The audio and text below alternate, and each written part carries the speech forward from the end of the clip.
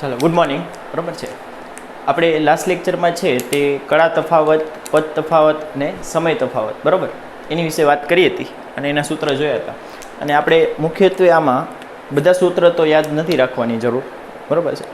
તમારે માત્ર બે જ ટાઈપના સૂત્ર યાદ હોવા જોઈએ, બરાબર. તે આપણે આજે રિપીટ કરીએ અને પછી આપણે આજનો લેક્ચર ચાલુ કરીએ, બરાબર છે.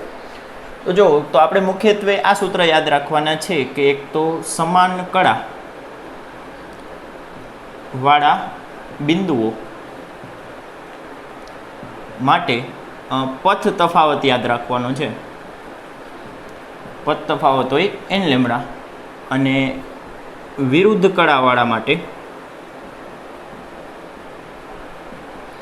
પથ તફાવત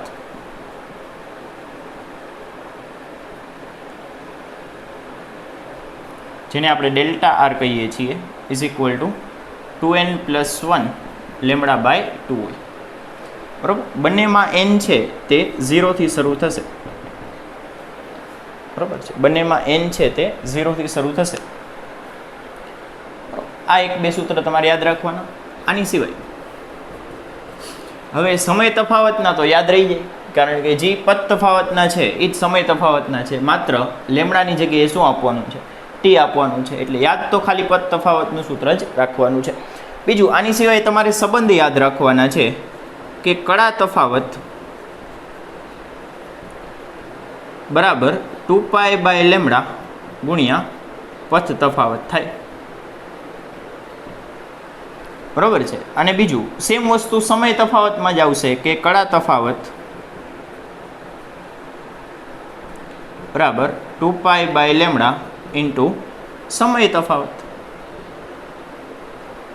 તો યાદ એક આ જ રખાય, બરાબર. સમય તફાવતનો એની ઉપરથી બનાવી લેવાય ને અહીંયા આવશે ટી એટલે આવર્તકાળ, બરાબર છે. આટલું યાદ રાખશો એટલે ચાલશે. આપણે કાલ છે એ ટોપિક છે એ બહુ જ ડિટેલમાં સમજી લીધો, બરાબર. પણ મેઇન કામની વસ્તુ આટલી જ છે.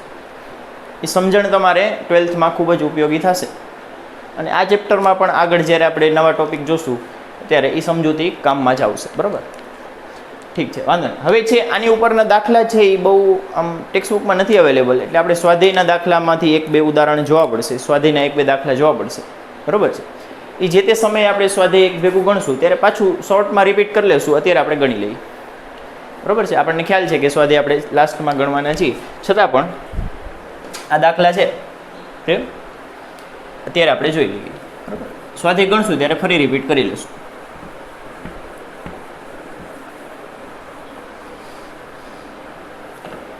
તો સ્ટાર્ટ કરીએ તરંગ ચેપ્ટરનો લેક્ચર નંબર 7. જો સ્વાધ્યાયમાં આવો. સ્વાધ્યાયમાં દાખલા નંબર છે 22. સ્વાધ્યાયમાં ક્વેશ્ચન નંબર છે 22, બરાબર. આપણે ગણેલો છે એ પ્રકારનો જ છે ને એનો અમુક પાર્ટ તમને હોમવર્કમાં પણ આપેલો છે.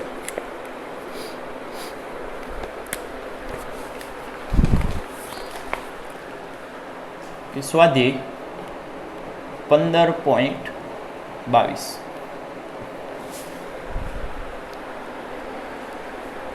કે દોરી પરના એક પ્રગામી તરંગ, પ્રગામી એટલે આગળ વધતા, આપણે બે પ્રકાર જોયા હતા. આગળ વધવાની ઉર્જાના વહનની દ્રષ્ટિએ એક પ્રગામી હતું ને એક સ્થિત હતું, બરાબર. સ્થિત હજી આપણે ભણવાનું બાકી છે. પ્રગામી એટલે આગળ વધતું તરંગ એ આપણે જોઈ ગયા છીએ, બરાબર છે. અત્યારે આપણે જે કંઈ પણ તરંગના સમીકરણ લખ્યા છે એ બધા પ્રગામી તરંગ જ છે.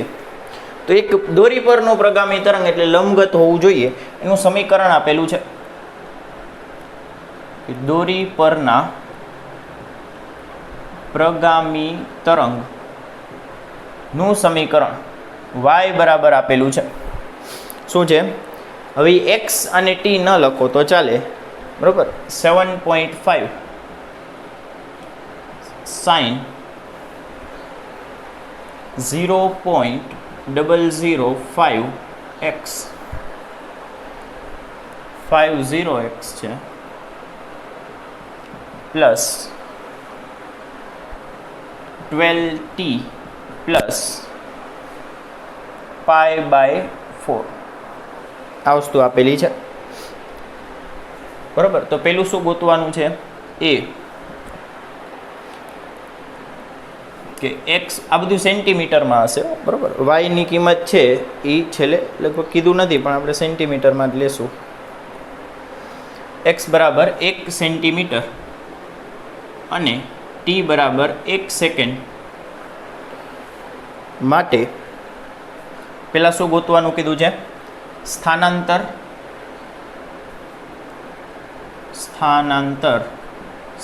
એટલે વાય.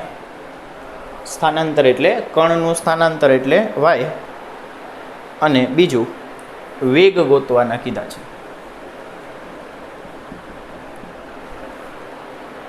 બરાબર. બિંદુ માટે સ્પેસિફિક કીધું છે. બિંદુ માટે કીધું હોય એટલે એક બિંદુ તો સરળ આવર્ત ગતિ કરતો હોય, બરાબર છે. તો બિંદુ માટે ગોતવાનું કહીએ તો સરળ આવર્ત ગતિના બધા સૂત્ર લાગશે, એટલે વેગનું સૂત્ર એ સરળ આવર્તનું આવશે.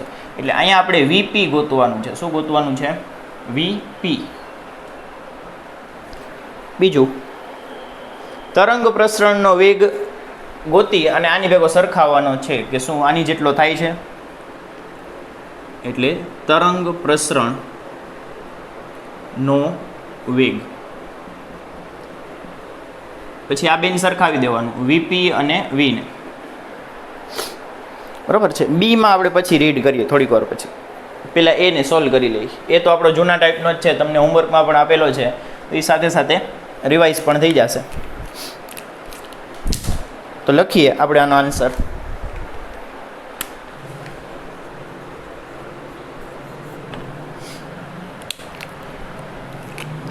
કે તમે જો કે પહેલાં આ બંને કિંમત આ વાયમાં મૂકી દઈએ.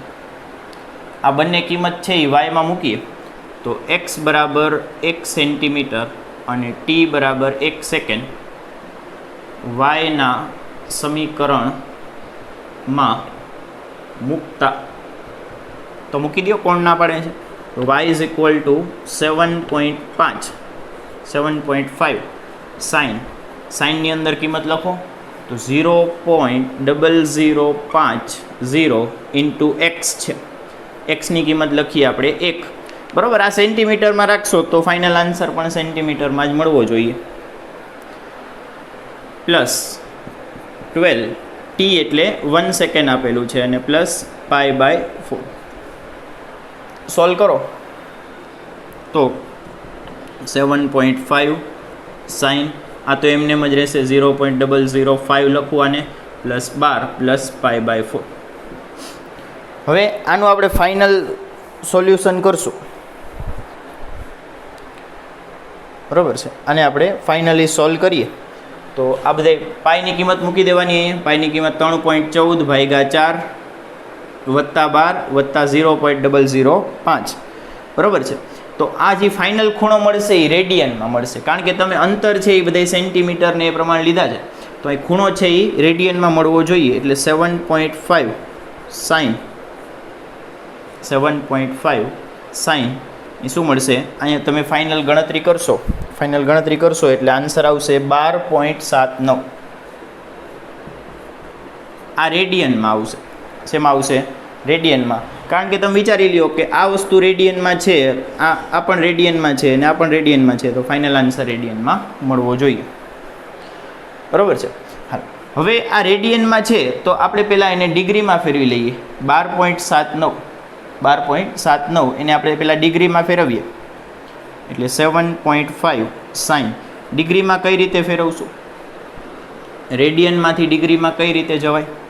તો 12.79 ઇન્ટુ 180/π. આ રીતે આને આપણે ડિગ્રીમાં ફેરવી શકીએ. બરાબર છે. અને ડિગ્રીમાં ફેરવો એટલે કે ફાઇનલ આન્સર આવશે 7.5 સાઇન.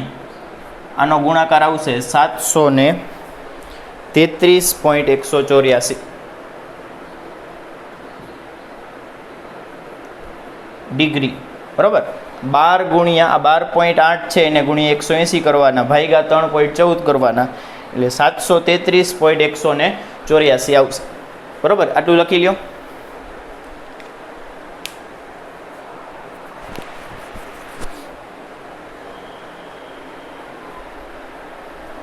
લખાઈ ગયું. ચાલો હવે આગળ ગણીએ. તો ઉપરનું ભૂસી નાખું.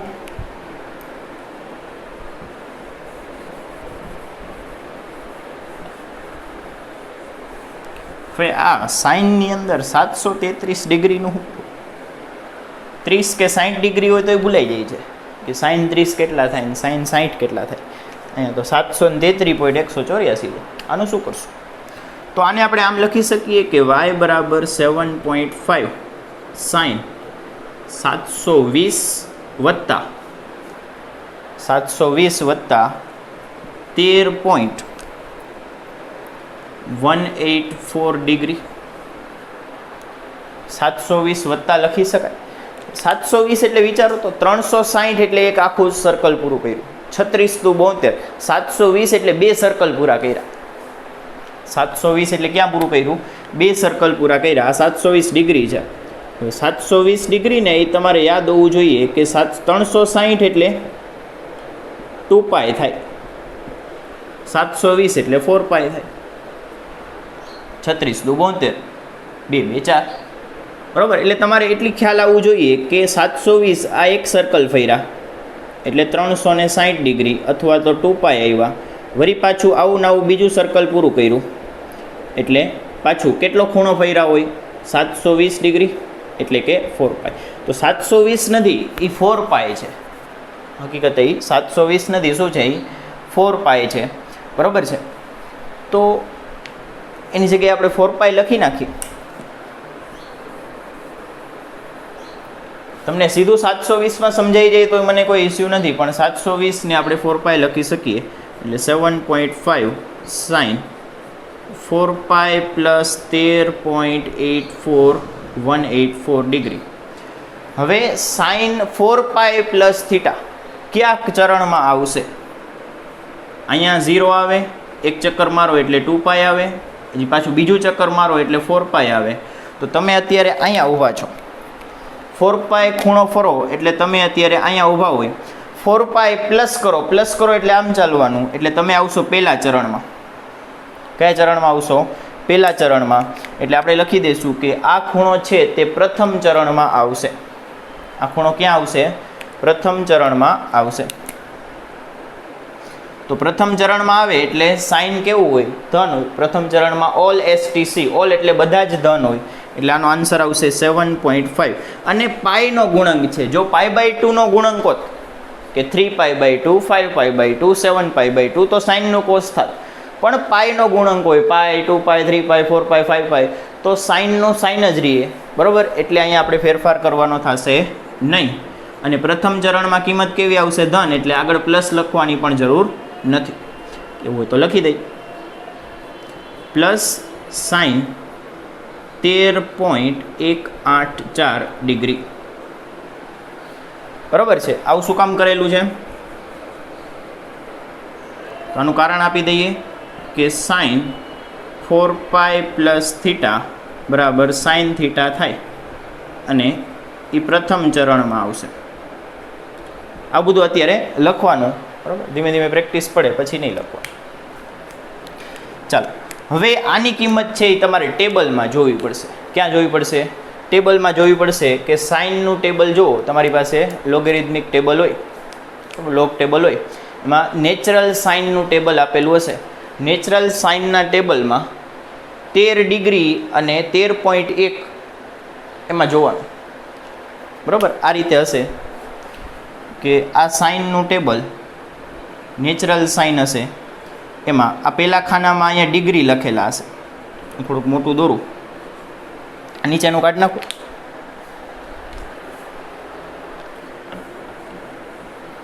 સાઈનનું ટેબલ જોતાય શીખવાડી દઈ. બરાબર.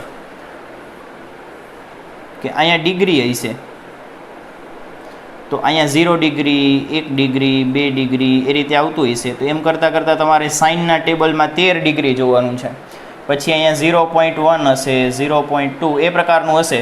તો તમારે 13.1ની કિંમત જોવાની છે. આ 13 અને 0.1 એટલે તમારે આ કિંમત લગભગ જોવી પડે. બરાબર. ટેક્સ્ટબુકમાં પણ પાર્ટ 1માં લગભગ પાછળ હશે. બરાબર. કાં પછી તમારે લોગ ટેબલ અલગથી જોવું પડશે તો જોઈ લેજો. તમારી રેફરન્સ બુકમાં પણ કદાચ હોવું જોઈએ પાછળ. બરાબર. તો આ રીતે સાઈન 13.1ની કિંમત આપણે અહીં લખીએ. 13.2 લખ નાખો તોય ચાલશે. બરાબર. 1.8 છે એટલે અહીંયા 1ના 2 કરી નાખો તો પણ વાંધો આવશે નહીં. આ કિંમત હું સીધી લખી દઉં છું. સાઈન 13.1ની કિંમત થશે 0.2284. 7.5 અને આની કિંમત થશે 0.2284. એટલે અહીંયાથી તમને વાયની કિંમત મળશે. વાયની કિંમત થશે 1.7. બધું સેન્ટીમીટરમાં રાખ્યું છે તો અહીંયા પણ સેન્ટીમીટર આન્સર આવશે.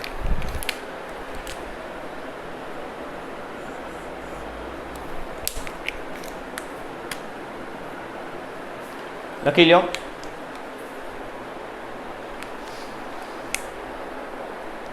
થઈ ગયું. ચાલો નેક્સ્ટ. હવે બી ઓપ્શનમાં જઈએ કે બીમાં શું કહે છે. બરાબર, બી થોડોક આપણે હમણાં જે ભણ્યા પદ તફાવત કડા તફાવત એની ઉપરનો ક્વેશ્ચન છે એટલે થોડોક સમજવો પડશે પહેલાં.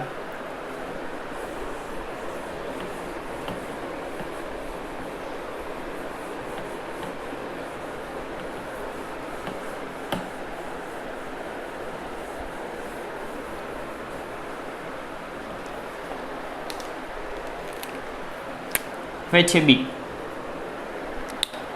બી રીડ કરીએ કે x બરાબર 1 અને t બરાબર 1 સેકન્ડ 5 સેકન્ડ 11 સેકન્ડ સમયે. જો પહેલાં ક્વેશ્ચન લખીએ બરાબર, પછી હમણાં સમજવાની ટ્રાય કરીએ. x બરાબર 1 સેન્ટીમીટર બિંદુ, x બરાબર 1 સેન્ટીમીટર બિંદુના t બરાબર 5 સેકન્ડ, 1 સેકન્ડ પહેલાં શરૂઆત કરી છે, 1 સેકન્ડ, 5 સેકન્ડ, પછી 11 સેકન્ડ સમયે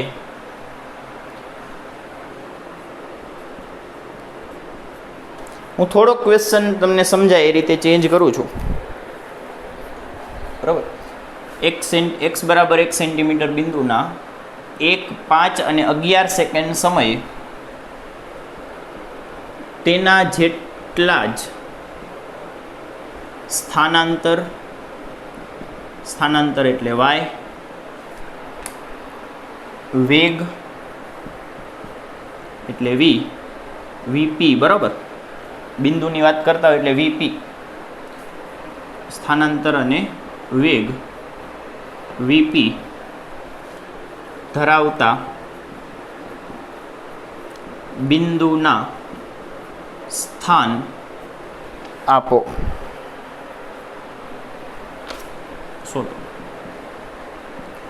ક્વેશ્ચન થોડોક વિચિત્ર છે, સમજવા માટે 2 મિનિટ ધ્યાન આપવું પડશે. થોડુંક ધ્યાનથી સાંભળો કે પેલા તો તમારે x બરાબર 1 સેન્ટીમીટર વાળું બિંદુ ધ્યાનમાં લેવાનું. એટલે તરંગ દોરીએ, સાઇનનું તરંગ એમને એમ જનરલી દોરી નાખવું. વધારે આપણે કાંઈ આ ફેઝ ડિફરન્સ ને એવું કંઈ વિચારીએ નહીં. સમજવા માટે સિમ્પલ સાઇનનું તરંગ દોરી નાખીએ. જો આનો આન્સર આપણે વિચારીએ.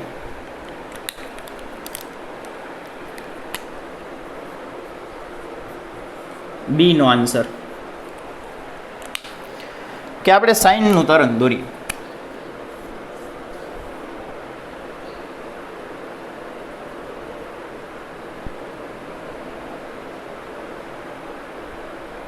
આ સાઇનનું તરંગ થશે. બરાબર, કોનું તરંગ થશે? સાઇન વિધેયનું તરંગ આ પ્રકારનું હોય.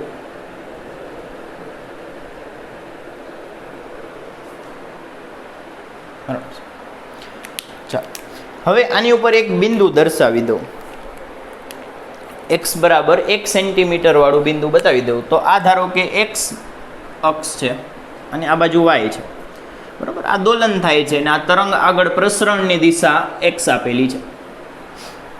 બરાબર છે, પ્રસરણની દિશા x આપેલી છે. અત્યારે ખાલી સમજવા માટે દોર્યું છે, એક્ઝેક્ટ આનું આ નથી દોર્યું. હવે આ x બરાબર 0 બિંદુ છે. આપણે કયા બિંદુની વાત કરવાની છે? x બરાબર 1 સેન્ટીમીટર. તો ધારો કે x બરાબર 1 સેન્ટીમીટર અહીંયા થાય છે, અથવા તો અહીંયા નહીં, થોડુંક વધારે સિમ્પલ રાખીએ તો અહીંયા થાય છે. આ છે x બરાબર 1 સેન્ટીમીટર, આ બિંદુ, આની વાત થાય છે. આને આપણે કંઈક નામ આપી દઈએ, એને આપણે કહી દઈએ એ બિંદુ કહી દઈએ. હવે આ બિંદુને તમારે 3 સમય માટે ધ્યાનમાં લેવાનું છે કે પહેલાં 1 સેકન્ડ ઉપર આ બિંદુ ક્યાંક હશે, એનો વેગ કાંઈક હશે. વળી 5મી સેકન્ડે એ બિંદુનો સ્થાન અને વેગ જોવાનો, વળી 11મી સેકન્ડે એ બિંદુનો સ્થાન અને વેગ જોવાનો. એટલે ટૂંકમાં આ બિંદુને જોતું રહેવાનું. તમારે શું કરવાનું છે કે આ બિંદુ જેવા જ સ્થાનાંતર વાય અને વેગ ધરાવતા બીજા બિંદુઓ ગોતી દેવાના છે કે સેમ આના જ જોડવા હોવા જોઈએ, કે આનો જેટલો વેગ 1 સેકન્ડે હોય એટલો જ એ બીજા બિંદુઓનો વેગ 1 સેકન્ડે હોવો જોઈએ. આનો જેટલો વેગ 5 સેકન્ડે હોય એટલો જ તે બીજા બિંદુઓનો વેગ 5મી સેકન્ડે હોવો જોઈએ. આનો જેટલો વેગ 11મી સેકન્ડે હોય એટલો જ વેગ એ હવે આપણે ગોતવાના છે એ બિંદુઓનો હોવો જોઈએ. એટલે કે આના જોડવા ભાઈ હોવા જોઈએ. જોડવા ભાઈ એટલે કે સમાન કળાના બિંદુઓ. જોડવા ભાઈ એટલે શું કહી શકો કે આના જેટલા જ વેગ અને સ્થાનાંતર ને બધું કોણ ધરાવે? સમાન કળાના બિંદુઓ. એક વસ્તુ લખવી હોય તો લખી લેજો કે સમાન કળાના બિંદુઓ હોય તો તેમના સ્થાનાંતર વાય દિશાના સ્થાનાંતર એમ દોલન કરતા હોય ને, તો વાય દિશાના સ્થાનાંતર બ્રેકેટમાં વાયની કિંમત અને વેગ એટલે વીપી કણના વેગ બરાબર, અને પ્રવેગ કણનો પ્રવેગ ત્રણેય સરખા હોય. સમાન કળામાં દોલન કરતા બિંદુઓના સમાન કળામાં દોલન કરતા બિંદુઓના સ્થાનાંતર વેગ અને પ્રવેગ સમાન હોય. એટલે તમને એવું કહે કે આ બિંદુના સમાન કળાના બિંદુઓ ક્યાં ક્યાં છે એ ખાલી એટલું જ કહી દેવાનું છે, બીજું વધારે અહીંયા કાંઈ નથી કહેવાનું. ને ક્યાં આવેલા છે એ તમારે એક વસ્તુ ગોતી દેવાની છે. સમજાણું કે નહીં ક્વેશ્ચન?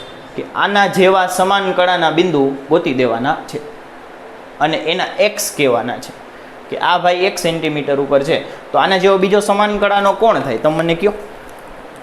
આના જેવો જ બીજો સમાન કળાનો બિંદુ થાય એ આ ભાઈ થાય. હજી તરંગ આમ આગળ લઈ જાઓ, થોડુંક હજી મોટું તરંગ દોરો તો આ એના જેવો સમાન કળાનો બિંદુ થાય, આ સી. તો આપણે આ અંતર ગોતી દેવાના છે કે અહીંયાથી બી નું અંતર કેટલું છે, અહીંયાથી સી નું અંતર કેટલું છે, બસ બીજું કાંઈ નથી ગોતી દેવાનું. ક્લિયર છે? અંતર એટલે કે અહીંયા પદ તફાવતનો આપણે ઉપયોગ કરવો પડશે બરાબર. પહેલાં આટલું ડ્રો કરી લ્યો.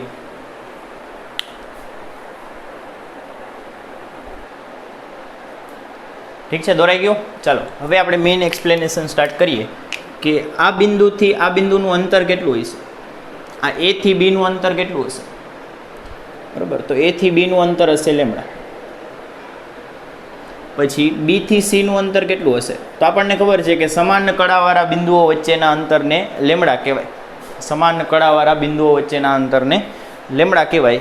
એટલે તમે જુઓ કે તમને અહીંયા એ બિંદુઓના સ્થાન પૂછ્યા છે, અહીંયાથી નથી પૂછ્યા બરાબર, આપણે અહીંયાથી પૂછ્યા છે, એ બિંદુથી જ પૂછવાના કીધા છે.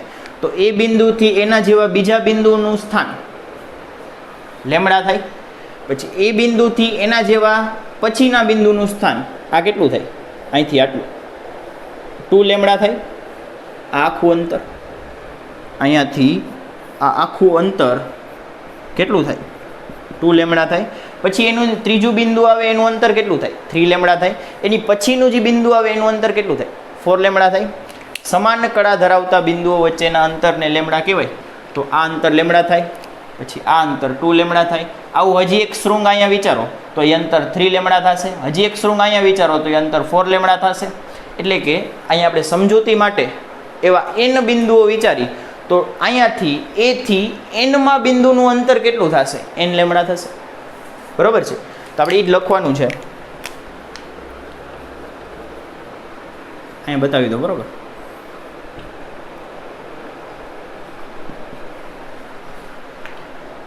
કે ધારો કે x બરાબર 1 સેન્ટીમીટર વાળા બિંદુ ને એ વડે દર્શાવતા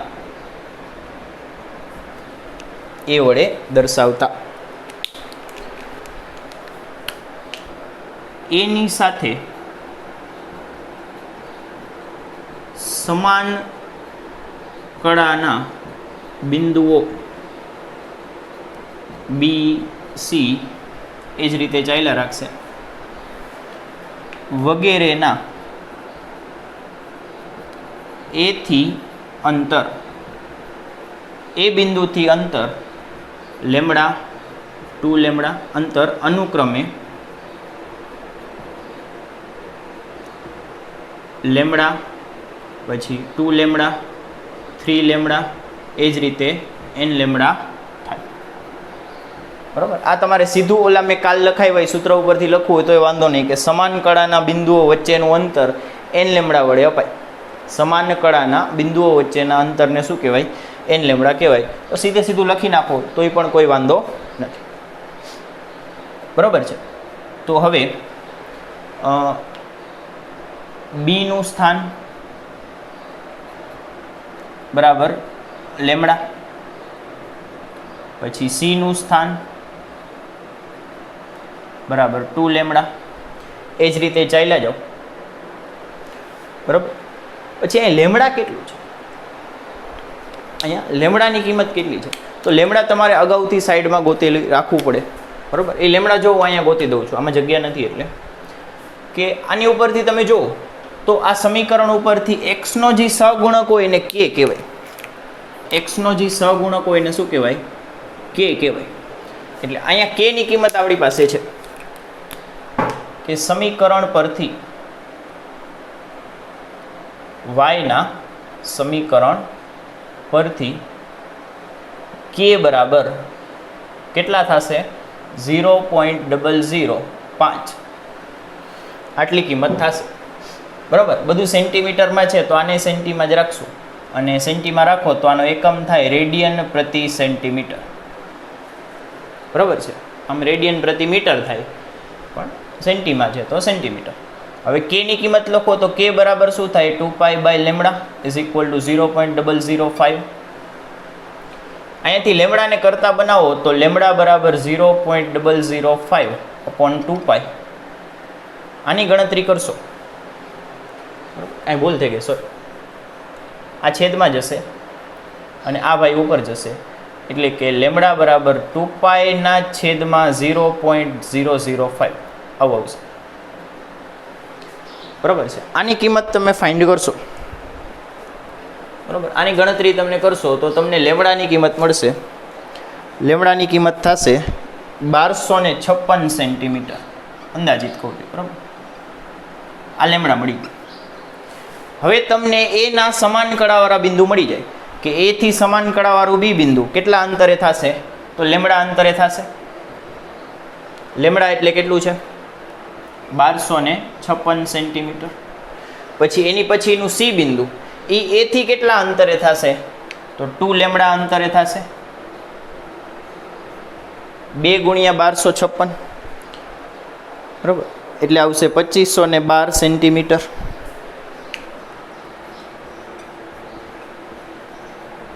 હજી આની પછીનું ત્રીજું આપણે દોર્યું નથી પણ છતાંય કેવું હોય તો કે ધારો કે આની પછીના બિંદુ ડી બિંદુ છે, આની પછી હજી તરંગ તમે આમ દોરો અને એક ડી બિંદુ આવે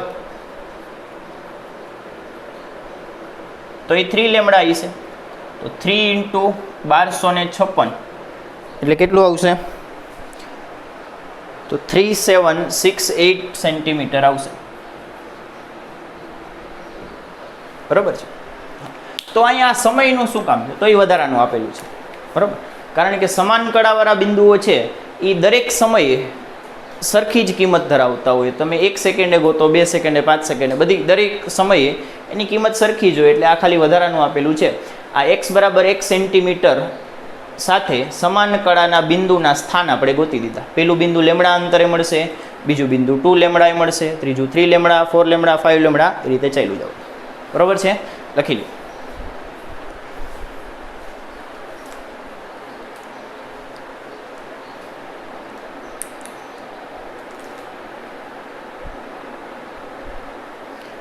ચાલો હવે આપણો નેક્સ્ટ ટોપિક સ્ટાર્ટ કરીએ. અથવા હજી એક ક્વેશ્ચન છે, હું તમને થોડોક કરાવી દઉં, બાકી આખો ક્વેશ્ચન તમે જાતે કરજો. સ્વાધ્યાયનો જ ક્વેશ્ચન છે.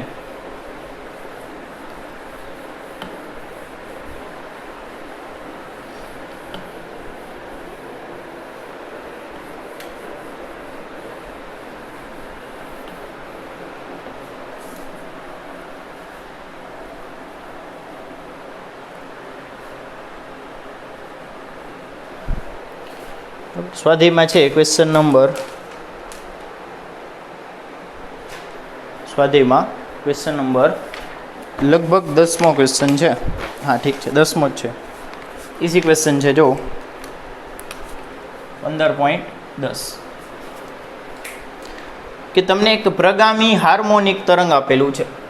પ્રગામી હાર્મોનિક તરંગ X T Y X T is equal to 2.0 ન લખો તો ચાલે, કોસ કૌંસમાં 2π બ્રેકેટમાં 10t minus 0.008 x plus 0.35 plus 0.35 આટલી વસ્તુ આપેલી છે. તમારે શું કરવાનું છે કે કડા તફાવત ગોતો. જો છેલ્લે લખેલું છે કે નીચે આપેલા સ્થાન કૌંસમાં x માટે કડા તફાવત મેળવો. શું મેળવવાનું છે? કડા તફાવત મેળવવાનું છે. તો પેલું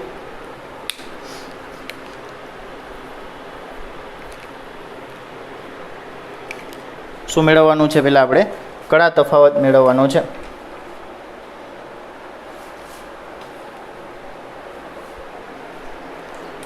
હવે નીચે તમને આપેલું છે એ બે બિંદુઓ વચ્ચેનું અંતર છે.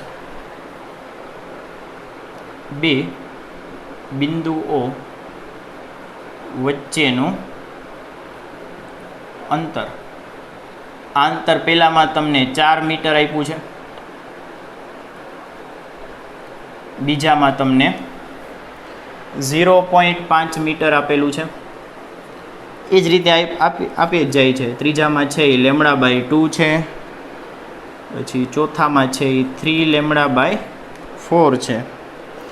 બરાબર. બે બિંદુઓ વચ્ચેનો સ્થાનનો તફાવત એટલે તમને આ પથ તફાવત આપેલું છે. આ શું આપેલું છે? ઇનડાયરેક્ટલી આપણને આ પથ તફાવત આપેલો છે.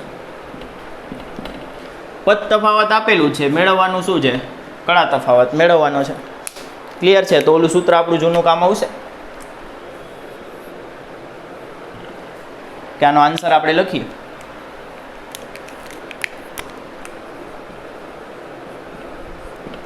એમાં પેલું એ, પણ પહેલાં આપણે આમાંથી થોડીક માહિતી કાઢી લઈએ.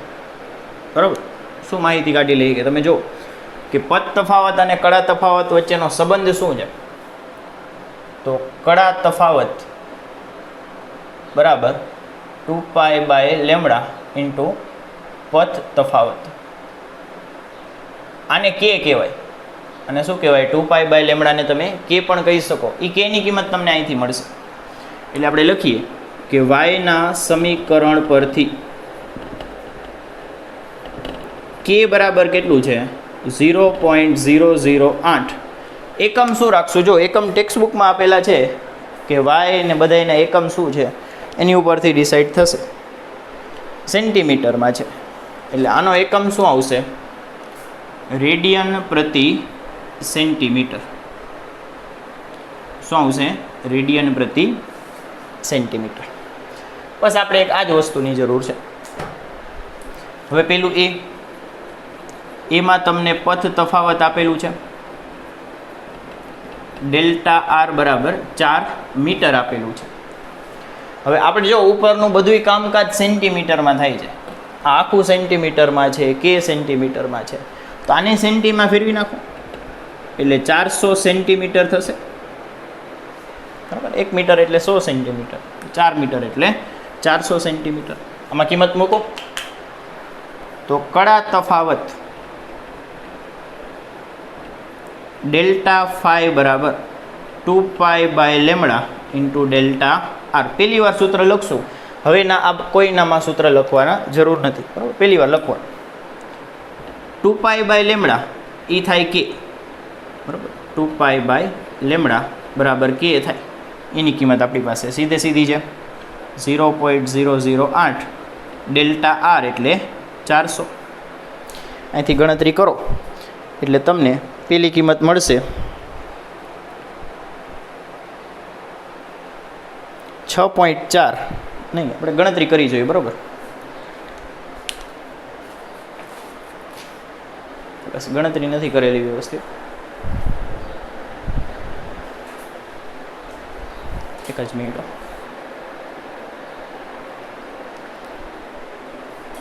બરાબર છે, આની ગણતરી કરો એટલે 400 ગુણ્યા 0.008 એટલે આવશે 3.2 જેટલું આવશે. કેટલું થશે? 3.2 એકમ આવશે રેડિયન. 3.2 એકમ આવશે રેડિયનમાં.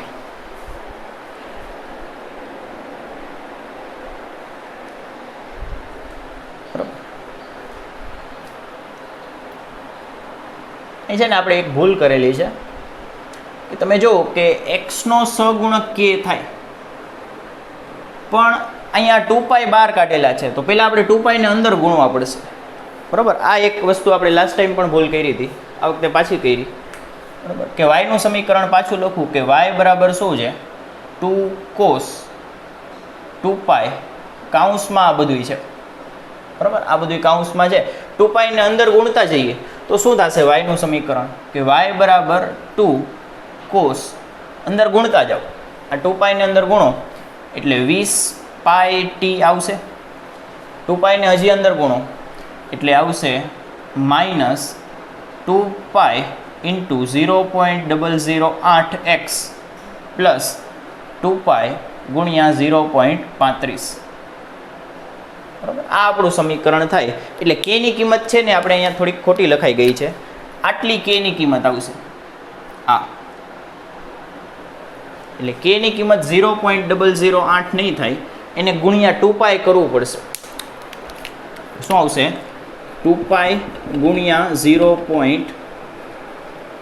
2π ગુણ્યા 0.008. આમને આમ રાખો, કોઈ વાંધો નથી, બરાબર છે. કે પછી આ 2 ને અંદર ગુણ નાખો એટલે આવશે 0.016 પાય. પાયને જેમનો તેમ જ રાખો. પછી આમાં ગણતરી, આમાં કિંમત મૂકો. 2π બાય લેમડાની કિંમત મૂકો 0.016 પાય. આખાની કિંમત મૂકી, બરાબર, આટલી ઇન્ટુ ડેલ્ટા આર છે 400. હવે ગણતરી કરો. પાઈને એમને એમ રાખો, કોઈ વાંધો નહીં, બરાબર. 400 ગુણ્યા 0.016 એટલે આવશે 6.4 પાય ડેલ્ટા 5. કયો એકમ આવશે? રેડિયન, બરાબર, કારણ કે એસઆઈ એકમ રેડિયન છે. લખી લ્યો. પછી બીજો એક ગણાવો.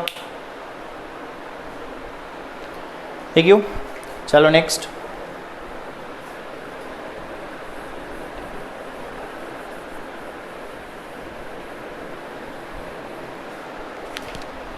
નેક્સ્ટ જોવો તો બી કહીએ. બીમાં તમને કેટલું અંતર આપેલું છે? ડેલ્ટા આર બરાબર 0.5 મીટર આપેલું છે. સેન્ટીમીટરમાં ફેરવો એટલે 50 સેન્ટીમીટર આવશે, બરાબર. 50 સેન્ટીમીટર આવશે. એમાં મૂકો એટલે delta phi is equal to 2π by lambda into delta R. 2π by લેમડાની કિંમત આવી રહી 0.016 પાય ઇન્ટુ 50. અહીંથી આન્સર ગોતો ફાઇનલ એટલે રેડિયનમાં આવશે.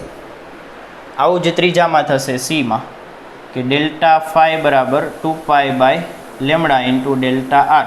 ત્રીજામાં તમને સીધે સીધું લેમડાના સ્વરૂપમાં આવ્યું છે એટલે 2π by lambda into lambda by 2. Lambda lambda cut કરો, 2 2 કટ કરો એટલે મળશે પાય રેડિયન.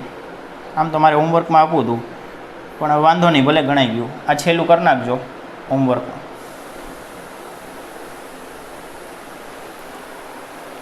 બરાબર છે, લખી લો. ચાલો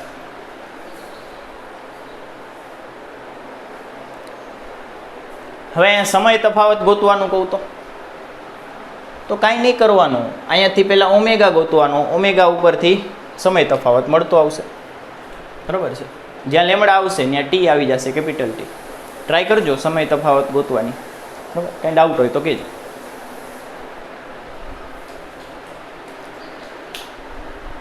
ચાલો હવે છે આપણે નવો ટોપિક સ્ટાર્ટ કરીએ.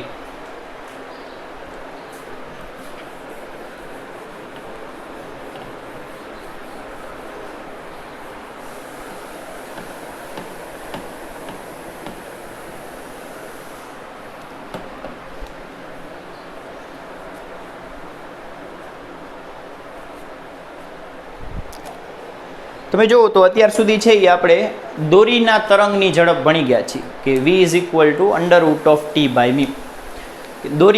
દોરીના તરંગનું સ્વરૂપ કેવું હોય? લંબગત તરંગ. એટલે આપણે લંબગત તરંગની ઝડપનું સમીકરણ જોઈ ગયા કે જે મુખ્યત્વે આપણે દોરીમાં જ ભણવાના છે. એ છે √t/μ. તો એ આપણે સાઈડમાં લખી લઈએ કે દોરીના તરંગની ઝડપ. દોરીના તરંગ એટલે કેવા તરંગ છે? લંબગત તરંગ છે. એની ઝડપ કેટલી છે? v બરાબર √t/μ. બરોબર છે. હવે આજનો જે લેક્ચર છે, હવેનો પાર્ટ છે, તે આપણે સંગત તરંગની ઝડપ માટે દેવાનું છે. સંગત તરંગ તરીકે આપણે કોને ભણીએ છીએ? તો ધ્વનિને ભણીએ છીએ, અવાજને ભણીએ છીએ. બરોબર છે. તો આજનો આપણો લેક્ચર હશે, હવેનો પાર્ટ હશે, લેક્ચર 7નો મેઇન પાર્ટ એ હશે કે ધ્વનિ તરંગની, કાઉન્સમાં કેવા તરંગ છે? એ સંગત તરંગની ઝડપ. આ આપણો આજનો ટોપિક થશે કે સંગત તરંગની ઝડપ કેટલી થાય.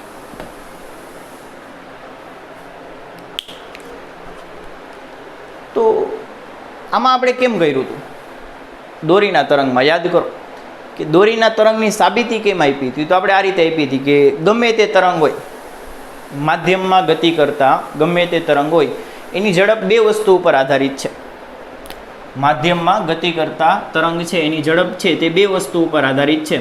એક પહેલું છે એ તો સ્થિતિસ્થાપકતા, સ્થિતિસ્થાપક ગુણ, અને બીજી વસ્તુ છે એ છે જડત્વનો ગુણ.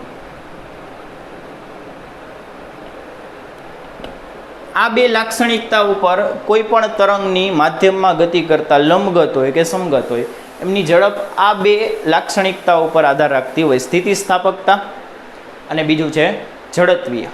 સ્થિતિસ્થાપકતા એટલે પાછો કણને ખેંચવાની બળ, પુનઃસ્થાપક બળ કહી શકો.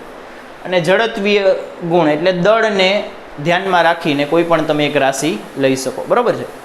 તો આમાં આપણે કોને ધ્યાનમાં લીધું હતું કે સ્થિતિસ્થાપક માટે ટી તણાવ ધ્યાનમાં લીધું હતું, અને જડત્વ માટે એકમ લંબાઈ દીઠ દળ ધ્યાનમાં લીધું હતું.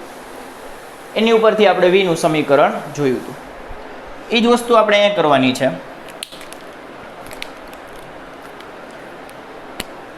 કે ધ્વનિ તરંગની ઝડપ,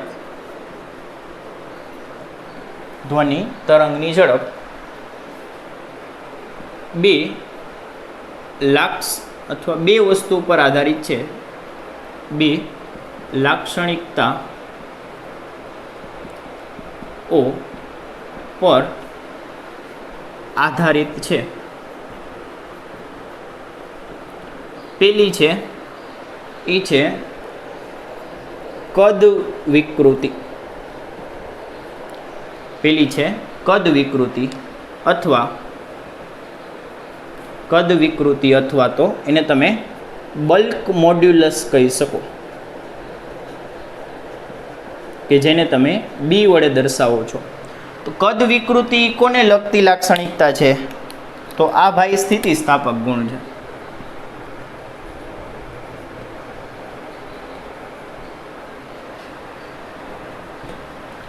બરાબર, અથવા સ્થિતિસ્થાપક ગુણ કહી શકો. અને બીજી વસ્તુ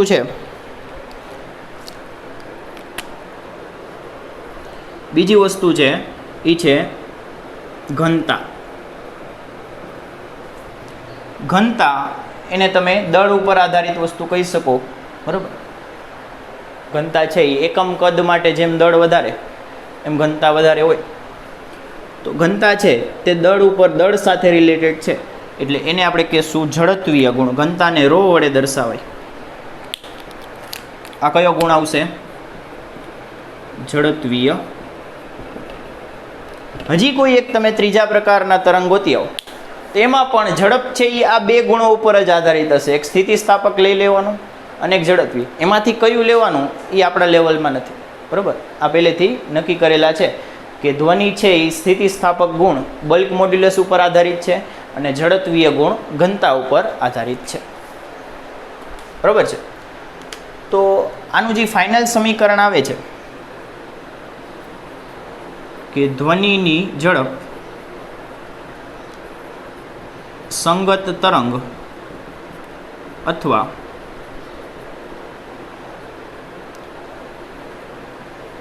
ધ્વનિની ઝડપ v બરાબર √b/ρ વડે આપવામાં આવે છે, બરાબર. તમે જુઓ કે સ્થિતિસ્થાપક ગુણ છે એ ઉપર આવશે, ઝડત્વીય ગુણ એ નીચે આવશે. સ્થિતિસ્થાપક ગુણ છે એ ઉપર આવશે, ઝડત્વીય ગુણ છે તે નીચે આવશે, બરાબર છે. આ આપણું સમીકરણ થશે. લખી લો.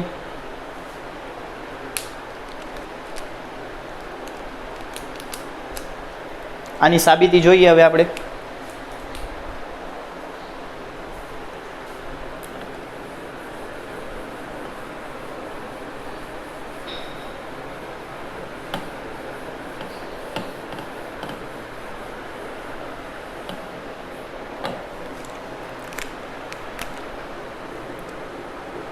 v બરાબર √b/ρ, જ્યાં b બરાબર બલ્ક મોડ્યુલસ અને ρ બરાબર માધ્યમની ઘનતા.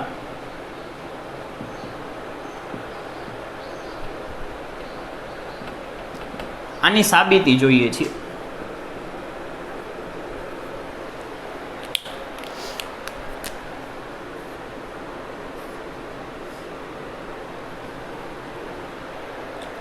તો આપણે આની સાબિતી કઈ રીતે આપી હતી? પારિમાણિક દ્રષ્ટિએ આપી હતી. સેમ આની આપશું, પારિમાણિક દ્રષ્ટિએ આની સાબિતી આપણે આપશું. તો તમે જુઓ કે પેલા બધા એના પરિમાણ લખી લઈએ. કે પેલા v નું પરિમાણ,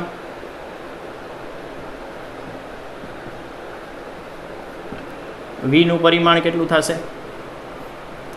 v નું પરિમાણ મીટર પ્રતિ સેકન્ડ, એટલે એનું પરિમાણ થશે m0 L1 T-1.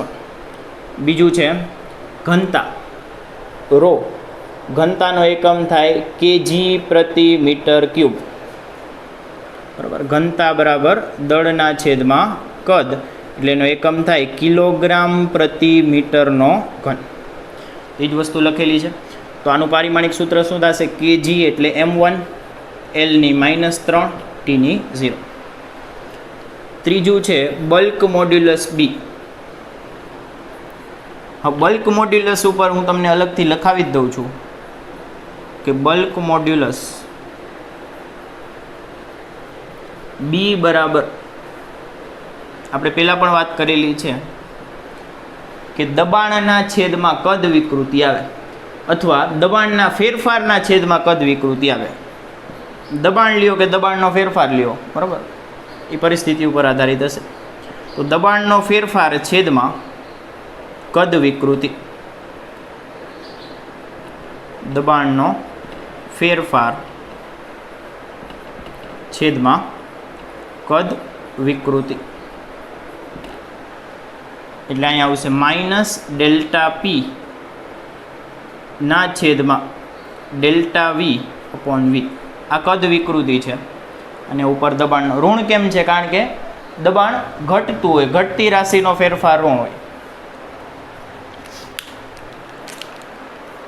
તો અહીંયા જો આનો એકમ શું બનાવશું? તો નીચે તો કદના છેદમાં કદ છે ને, નીચે તો કદના છેદમાં કદ છે, એટલે આનો તો તમારે એકમ ગણવાનો જ નહીં થાય. એટલે આપણે આનો એકમ લખીએ કે એકમ તો આનો દબાણનો એકમ શું આવે? ન્યૂટન પ્રતિ મીટર સ્ક્વેર ભાગ્યા મીટરનો ઘન ડેલ્ટા વીનો અને એના છેદમાં મીટરનો ઘન. આ બધા એના એકમ લખ્યા છે. મીટરનો ઘન કેન્સલ એટલે એકમ શું આવશે? ન્યૂટન પ્રતિ મીટર સ્ક્વેર. એનું પારિમાણિક સૂત્ર બનાવો તો ન્યૂટનનું પારિમાણિક સૂત્ર થાય m1 L1 T-2 ભાગ્યા મીટર સ્ક્વેરનું પારિમાણિક સૂત્ર થાય L2. તો આની ઉપરથી ફાઇનલ પારિમાણિક સૂત્ર મળશે m1 આ ઉપર જશે એટલે માઇનસ થશે એટલે 1 - 2 એટલે -1 વધશે, 1 - 2 એટલે -1 અને T-2. આ બલ્ક મોડ્યુલસનું પારિમાણિક સૂત્ર થાય. અહીં લખી નાખીએ m1 L-1 T-2. આટલું લખી લ્યો પહેલાં. લખાઈ ગયું? ચાલો હવે આગળ જઈએ.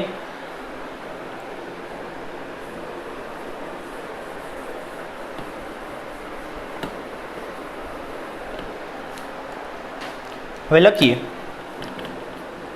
કે ધ્વનિની ઝડપ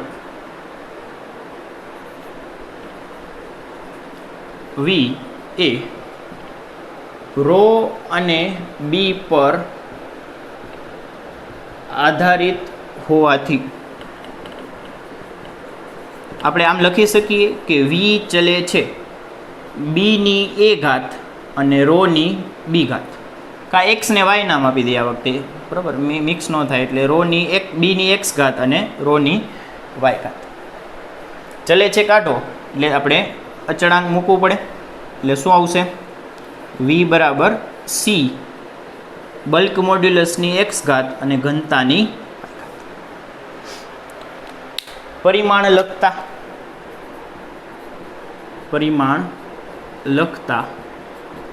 લખો તો આનું પરિમાણ કેટલું થાય? જોઈને લખો m0 L1 T-1 is equal to સીનું સી પરિમાણ રહિત એકમ છે 0 0 ને 0. પછી બીના પરિમાણ અહીં લખેલા છે. શું છે? m1 L-1 T-2 અને એની ઘાત કેટલી છે? એની ઘાત છે x. એ જ રીતે રોના પરિમાણ જોઈએ. રોના પરિમાણ છે m1 L-3 T0. એની ઘાત કેટલી આવશે? એની ઘાત આવશે y. બરાબર છે? આટલું લખી લીધું. ચાલો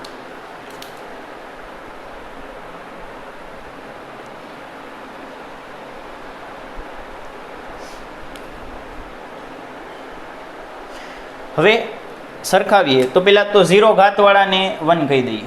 કોઈ પણની 0 ઘાત એટલે 1 થાય એટલે આ નડતું મટે.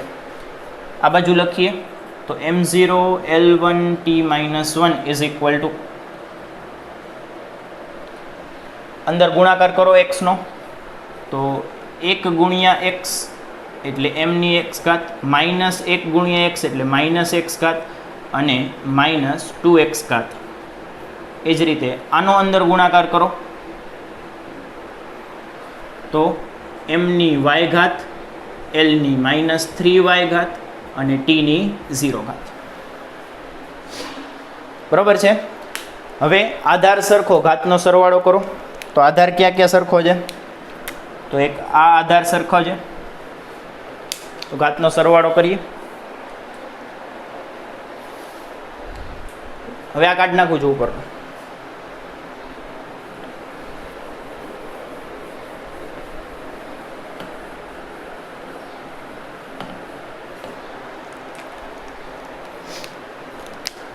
તો m0 L-1 T1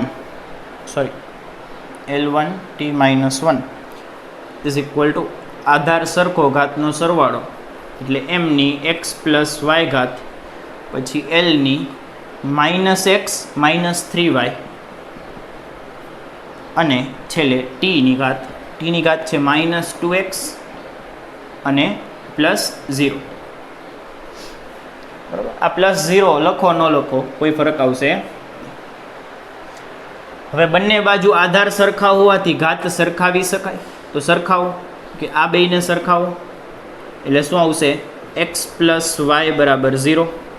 પછી એલની ઘાતને સરખાવો, એલની ઘાતને સરખાવો એટલે શું થશે કે -x - 3y બરાબર 1 આવશે. અને છેલ્લા બેયની ઘાતને સરખાવો કે -2x ઇઝ ઇક્વલ ટુ -1. બરાબર, -2x ઇઝ ઇક્વલ ટુ -1. તો આની ઉપરથી આપણને પહેલાં એક્સની કિંમત મળશે. એક્સની માઇનસ માઇનસ કટ કરો, બેને નીચે જવા દો એટલે એક્સની ઘાત આવશે એક્સની કિંમત આવશે 1/2. આ કિંમતને તમે આમાં મૂકી દો પહેલા સમીકરણમાં, તો એની ઉપરથી વાયની કિંમત આવશે -x જેટલી, એટલે કે -1/2.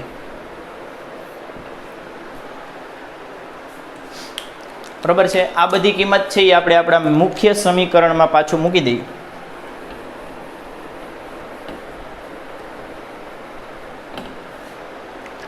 મુખ્ય સમીકરણમાં પાછું મૂકી દો. મુખ્ય સમીકરણ શું છે કે હવે v બરાબર c બીની x ઘાત અને રોની y ઘાત મૂકો કિંમત. c એમને બીની કેટલી ઘાત છે? 1/2 અને રોની કેટલી ઘાત છે? -1/2. x અને y માઇનસ ઘાત છે છેદમાં લઈ જાઓ એટલે કે c બીની 1/2 ઘાત અને રોની 1/2 ઘાત. અને અંડરરૂટ કહેવાય તો is equal to c અંડરરૂટમાં b અને અંડરરૂટમાં રો. અલગ અલગ ટોપી શું કામ પહેરવી જોઈએ? બરાબર, એટલે હરખી ટોપી પહેરી લઈએ એટલે c is equal to under root of b by rho. બરાબર છે.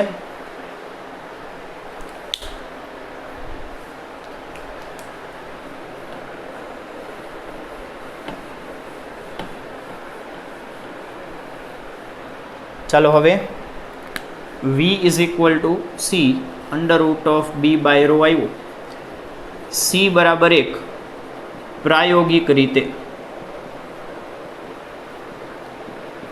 બરાબર, આ તમને ખ્યાલ જ હોવો જોઈએ હવે કે પારિમાણિક દ્રષ્ટિએ c ની કિંમત ન મળે, પ્રાયોગિક દ્રષ્ટિએ આપણે જ્યારે ગોતવા બેઠા તો 1 મળી એટલે v બરાબર આવશે under root of b by rho.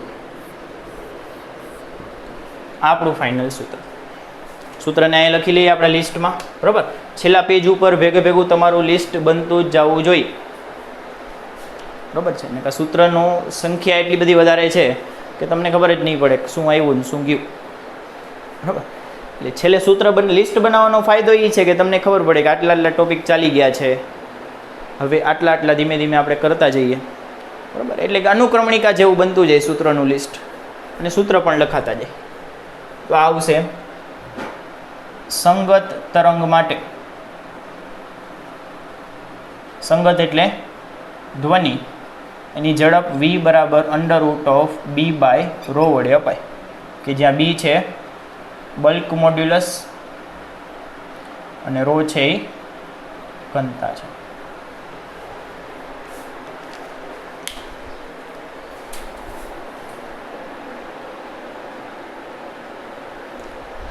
બરાબર છે. આની પછી એક નોંધ લખવાની આવે છે, પણ એ નોંધ આપણે નેક્સ્ટ લેક્ચરમાં લખશું. બરાબર, અહીંયા છે એ આપણે આજનો લેક્ચર પૂરો કરીએ છીએ. સૂત્ર ખૂબ જ અગત્યનું છે. બરાબર છે, અને આપણે આનો હજી આગળ પુષ્કળ ઉપયોગ કરશું. તો વ્યવસ્થિત યાદ રાખજો. અને હજી લિસ્ટ ન બનાવ્યું હોય આ ચેપ્ટરનું, SHMનું તો બનાવેલું જ હોવું જોઈએ. બરાબર, એ તો આપણે MCQ સોલ્વ કરશું એટલે ત્યારે હું પાછું મારું લિસ્ટ પણ તમને આપી દઈશ. બરાબર, પણ આપણે એમાં થોડાક એક્સ્ટ્રા ટોપિક પણ લગભગ કવર કરશું SHMના MCQ જ્યારે કરશું. અને આનું લિસ્ટ ભેગું બનાવતા જશું. બરાબર છે. Thank you.